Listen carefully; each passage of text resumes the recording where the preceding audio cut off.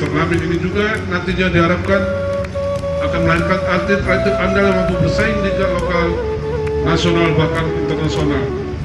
Selanjutnya perlu juga kami sampaikan kepada atlet yang sebentar lagi akan bertanding agar mengeluarkan kemampuan terbaik selama bertanding dengan tetap menjunjung tinggi nilai-nilai sportivitas. Mengucapkan Bismillahirrahmanirrahim. Roti F1 dan Senior F1 Piala Bupati Aceh Tengah dan Prapora cabang petang tahun 2021 dengan resmi dinyatakan dimulai.